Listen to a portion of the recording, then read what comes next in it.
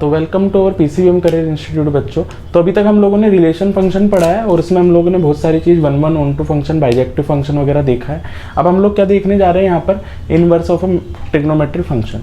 तो inverse of trigonometric function हम कैसे निकालते हैं, तो उसके लिए पहले हम लोगों को इनवर्स ऑफ फंक्शन पता होना चाहिए। तो इनवर्स ऑफ फंक्शन कैसे निकालते हैं, किसी भी इन्वर्टिबल फंक्शन के लिए जो कंडीशन होनी चाहिए, तो function must be bijective. Function आपका क्या होना चाहिए, बाइजेक्टिव होना चाहिए। तो बाइजेक्टिव की कंडीशन वही सेम, फंक्शन जो हमारा वन वन होना चाहिए और ऑन टू होना चाहिए। तो वन वन और ऑन टू फंक्शन हमारा होना चाहिए। बट अगर मैं ढंग से देखूं, वन वन की कंडीशन का क्या मतलब होता है कि आपने कोई डोमेन पुट किया और वही डोमेन एग्जैक्टली आपका एक आंसर दे और वो आंसर दूसरे किसी भी डोमेन के लिए ना हो, तो ये चीज होती है। तो इमेज उसकी यूनिक होनी चाहिए। बट अगर मैं यहाँ पर देखूँ, साइन एक्स का मैंने ग्राफ बनाया आपके सामने, ठीक है। तो इसको अगर मैं समझता हूँ यहाँ पर, तो देखोगे यहाँ पर आप, तो ये देखो कि साइन की जो एक वैल्यू है, मतलब ये एक कंडीशन, ये एक वैल्यू मान लो y की, ये वैल्यू दो डोमेन के लिए एग्जिस्ट करती है, किसी भी दो डोमेन के लिए एग्जिस्ट करती है। तो यहाँ पर ये चीज पंगा हो सकता है। तो हम कह सकते हैं कि ये फंक्शन ना तो वन वन है ना ही ऑन टू है, ठीक है।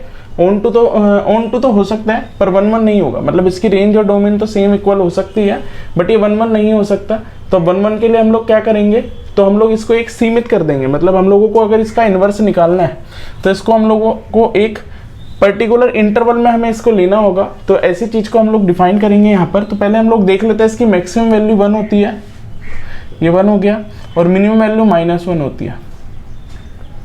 तो 1 और -1 के बीच में ये आपका फंक्शन अटकता है। तो अगर मैं पहला इंटरवल यहाँ कंसिडर करूँ, तो -π/2 से π/2 अगर मैं लेता हूँ, तो इसमें देखोगे इसके बीच में जो भी वैल्यू आएगी वो 1 1 बनेगा और ये अपने आप में एक बाइजेक्टिव फंक्शन हो जाएगा एक इस इंटरवल में। ऐसे और भी इंटरवल आप ले सकते हो, यहाँ से लेके यहाँ तक का एक इंटरवल ले सकते हो, इसमें भी 1 और -1, यहाँ से लेके यहाँ तक का एक इंटरवल ले सकते हो। ऐसे बहुत सारे इंटरवल आपके सामने यहाँ पे डिफाइन कर सकते हो आप लोग।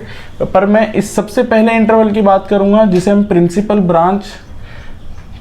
ब्रांच बोलेंगे इसकी। ये आपकी प्रिंसिपल ब्रांच होगी, ये आपकी, ठीक है। ये -1 पर है आपका, ठीक है।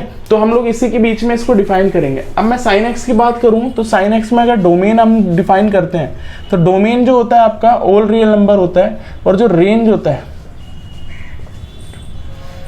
जो रेंज होती है आपकी, वो आपकी होती है -1 से 1, -1 से 1।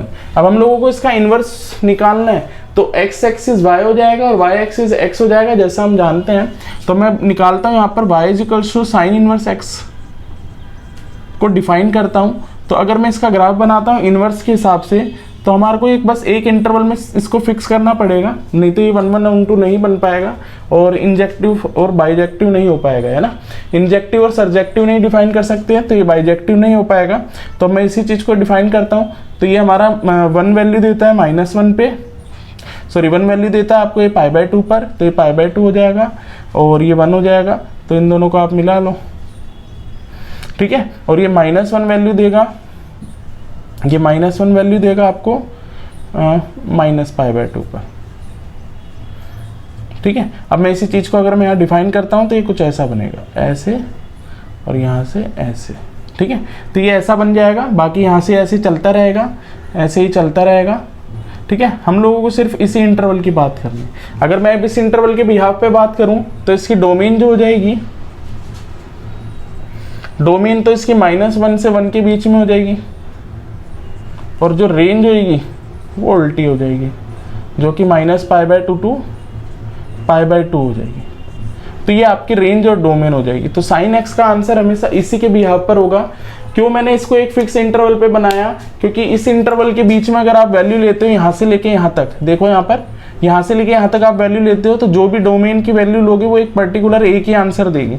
हर एक पॉइंट पर आप लाइन खींचोगे तो सिंगल आंसर देगी आपका, ठीक है। तो ये हमारा हो जाता है ऐसे कैसे। तो ऐसे हम लोग साइन एक्स का डोमेन और रेंज और साइन इनवर्स एक्स का डोमेन और रेंज हम लोग डिफाइन कर देते हैं, ठीक है। तो ये ऐसे आप लोग डिफाइन कर सकते हो। ऐसे हम लोग कोस का भी करते हैं। अभी पहले आप इसको देख लो एक बार। हाँ, तो अब देखो जरा, कोस एक्स का भी मैंने यहाँ पर इनवर्स और वो देखा है। तो कोस एक्स को भी देखोगे तो उसकी भी डिफरेंट वैल्यू आएगी आपकी डिफरेंट पॉइंट पर। जैसे अगर आप इस पॉइंट पे बात करोगे, इस पॉइंट पे बात करोगे, तो 2 वैल्यू आपकी आ जाएगी। तो इसको भी आपको एक इंटरवल में आपको इसको कंप्रेस करना पड़ेगा ताकि जिसमें आपके भी सिर्फ इंडिविजुअल वैल्यू आए, 1 1 फंक्शन बने वो। तो यहाँ पर भी मैं मैक्सिमम वैल्यू 1 मान ली और मिनिमम वैल्यू -1 आप यहाँ कंसिडर कर लोगे। तो ये यहाँ से लेके यहाँ तक, यहाँ से लेके यहाँ तक ये इंटरवल में यहाँ पर कंसिडर कर लूंगा 0 से लेके पाई तक। तो वही मैंने यहाँ पर कर लिया, 0 से लेके पाई तक मैंने ग्राफ बना दिया कि भाई 0 पर 1 था, 0 पे 1, फिर 90 पर 0, 90 पे 0, तो मैंने इसको कर्व कर दिया, ठीक है ना। 90 पर ये 0 हो गया। देन उसके बाद पाई पर ये -1 था, तो पाई पर -1 कर दिया। तो अब इसकी डोमेन रेंज देखोगे तो इसकी domain all real number, range -1 to 1, -1 to 1, तो ये आपके सामने आ जाएगी। सिमिलरली अगर मैं इसकी बात करता हूं तो इसकी डोमेन क्या हो जाएगी, ये है सिर्फ। तो डोमेन आपकी क्या हो गई, सिर्फ -1 से 1, कि भाई -1 से 1 के बीच में इसका आंसर रहेगा हमेशा, ठीक है, वो सॉरी इनपुट रहेगा हमेशा। और जो रेंज होगी इसकी वो क्या हो जाएगी बेटा, वो हो जाएगी आपके 0 से पाई। तो 0 से पाई इंक्लूड हो जाएगा। सिमिलरली अगर मैं tan थीटा के ग्राफ की बात करता हूँ जरा आपसे, तो इसको भी समझो मेरे साथ क्या दे रखा है कि tan x जो है आपका ऐसा होता है, मतलब 90 पर इन्फिनिटी, -90 पे -इन्फिनिटी, और उसके बीच में चलता रहता है हर एक वैल्यू पे, ठीक है। तो यहाँ पर अगर आप इसकी डोमेन डिफाइन करोगे, इसकी डोमेन डिफाइन करोगे, तो डोमेन इसकी क्या हो जाएगी, डोमेन आपके सारे रियल नंबर हो जाएंगे, ऑल रियल नंबर एक्सेप्ट π/2, -π/2। तो मैं यहाँ पर लिख देता हूँ 2n + 1, 2n + 1 π/2। इनको छोड़कर, मतलब ओड मल्टीपल ऑफ π/2 आप लेते हो, π/2 के मल्टीपल लेते हो, तो आपके पास यहाँ पर आ जाएंगे सारे के सारे, ठीक है ना। उसको छोड़कर सारी डोमेन आप पुट कर सकते हो, ठीक है। और रेंज में आपके पास क्या आ जाएगी, अगर मैं रेंज की बात करता हूँ तो रेंज तो इसकी -इन्फिनिटी से +इन्फिनिटी सारी थी, -इन्फिनिटी टू +इन्फिनिटी, ठीक है ना। मतलब सारा आंसर दे देगा वो, ठीक है ना। इसी चीज को हम रियल नंबर भी बोलते हैं। तो ऑल रियल नंबर इसका रेंज हो जाएगा। अब मैं बात करता हूं यहाँ पर सेम अब इसी चीज का हम लोगों ने क्या करा, इसी चीज का हम लोगों ने क्या कर दिया, इसका हमने इनवर्स निकाल दिया। तो हमारे को दिख रहा है 0 पर ये 0 है और 90 पर इन्फिनिटी है, तो 90 पर इन्फिनिटी को टच करेगा और -इन्फिनिटी को -90 पर टच करेगा ये आपका, ठीक है। अच्छा, तो अब इस चीज की डोमेन डिफाइन कर लेते हैं हम लोग। तो डोमेन देखो क्या है इसकी, अब इसमें डोमेन तो ऑल रियल नंबर आ गई, डोमेन क्या आ गई, ऑल रियल नंबर, सारे के सारा पुट कर सकते हो, और आंसर उसका किसके बीच में सीमित हो जाएगा, इसके बीच में सीमित हो जाएगा। तो रेंज उसकी क्या हो जाएगी बेटा, ठीक है ना। तो रेंज इसकी हो जाएगी π/2 से π/2, -π/2 to π/2। तो ये आपके सामने आ जाएगा सारा का सारा। तो ये आपका इसका, ठीक है ना, ये समझ पा रहे हो आप लोग, ये इसका रेंज हो जाएगा। -π/2 to π/2 टच नहीं कर सकता है, इसलिए ओपन ब्रैकेट लगा दिया, ठीक है। तो ये आप देख सकते हैं यहाँ पर।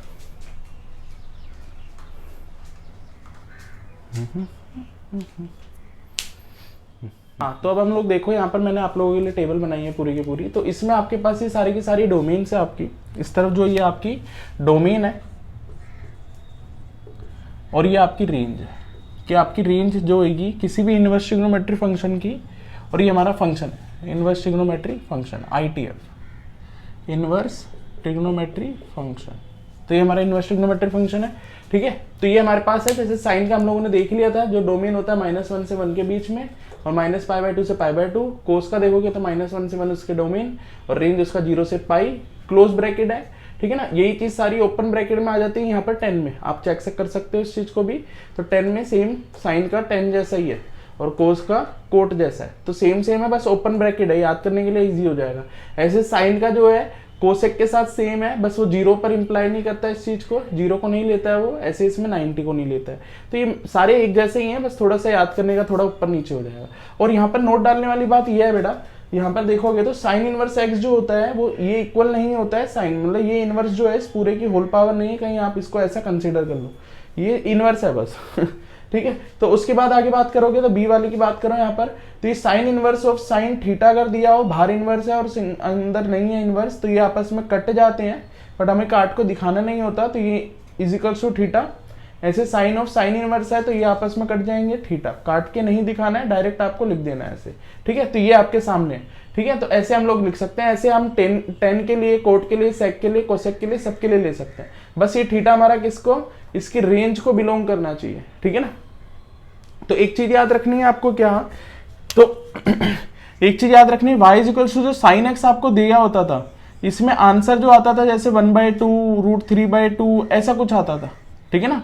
बट अगर y equals to sine inverse x दे रखा है तो जो आंसर आएगा एक थीटा आएगा, एंगल आएगा, याद रखना ये चीज, क्योंकि इस केस में हमारा एंगल रेंज हो जाता है, इस केस में हमारा रेंज क्या होता है, y एक्सिस ये सब, पर इस और x क्या होता है हमारा एंगल होता है। बट इस केस में हमारा क्या होता है, जो आंसर आता है वो एक एंगल आता है, क्योंकि वो हमारा रेंज हो जाता है। ये हमारा रेंज हो गया, और जो हमारी रेंज थे सिंपल वाले में, इस वाले में, वो हमारे डोमेन हो गए, उल्टे हो गए। इस वजह से आपको ये मेमोराइज करना है, याद रखना है। तो आपको ये बात भी याद करने वाली होनी चाहिए आपकी, ठीक है। चलो, तो फिर हम लोग को ये क्वेश्चन दे रखे हैं दो, इन दो क्वेश्चंस को हम लोग यहाँ देखते हैं, डिफाइन करते हैं, समझते हैं जरा, ठीक है। जरा आ जाओ जरा ठीक है। तो जरा देखो, जैसे आपको दे रखा है प्रिंसिपल वैल्यू बतानी है, मतलब इनकी रेंज के अंदर इनका आंसर होना चाहिए, यही मतलब है प्रिंसिपल वैल्यू का। तो जैसे अगर मैं पहला क्वेश्चन की बात करूं, ए पार्ट की अगर मैं बात करता हूं, तो साइन इनवर्स ऑफ 1/√2 दे रखा है आपको। तो हमको यही चेक करना है कि 1/√2 साइन कब होता है, तो आप ये फील कर लोगे तो बात ही खत्म। तो 1/√2 जो होता है साइन 45 पर होता है, π/4 पर होता है। फिर उसके बाद आप ये वाली प्रॉपर्टी यहाँ लगा सकते हो कि साइन ऑफ साइन इनवर्स है ये वाली कंडीशन, तो ये आंसर हो जाएगा इसका सीधे π/4। तो देखो यहाँ पर इसका जो आंसर आया वो एक एंगल आया, तो हम लोगों को यही याद रखना है कि इसमें जो आंसर आता है वो एक एंगल आता है। अच्छा, बी पार्ट की बात करते हैं हम लोग।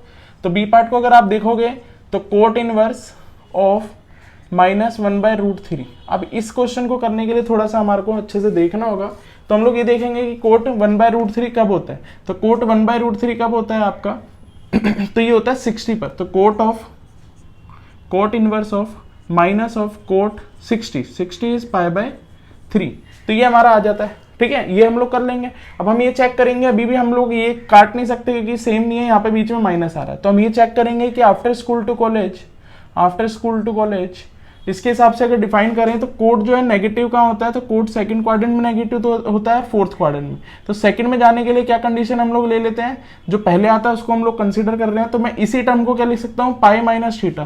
Coat pi minus theta is cot theta. तो cot pi minus theta is minus cot theta. आप यहाँ लिख सकते हो because of cot pi minus theta is minus cot theta. तो ये टर्म आ गई आपकी यहाँ पर। तो इस टर्म के हिसाब से आप यहाँ पर डिफाइन कर सकते हो कि माइनस कोट थीटा को मैं ये लिख सकता हूँ। तो ये मैंने लिख दिया। अब इसको देखेंगे हम लोग, तो कोट इनवर्स ऑफ कोट, ठीक है, और ये कितना हो जाएगा, इसका एलसीएम लोगे तो 2π/3 ये आ जाएगा। इसका एलसीएम लोगे तो 2π/3 आ गया। अब मैं ये चेक करूंगा, ये आंसर हो गया आपका 2π/3। 2π/3 इज 120। तो 120 के इसकी रेंज में आता है। तो कोट की अगर मैं रेंज देखता हूं तो 0 से पाई, तो ये बिल्कुल सही है। It is belongs to 0 to pi. तो ये इसका आंसर बिल्कुल सही है। ऐसे जैसे ये बिलोंग करता है आपका साइन के हिसाब से -π/2 to π/2। तो ये आपको पता होना चाहिए कि क्या इसके बीच में लाई करना जरूरी है। अगर लाई नहीं करता है तो हमें लाई करवाना पड़ेगा। उसमें कैसे करेंगे तो आगे हम लोग उनके क्वेश्चन देखेंगे, आप ही देख सकते हो वैसे।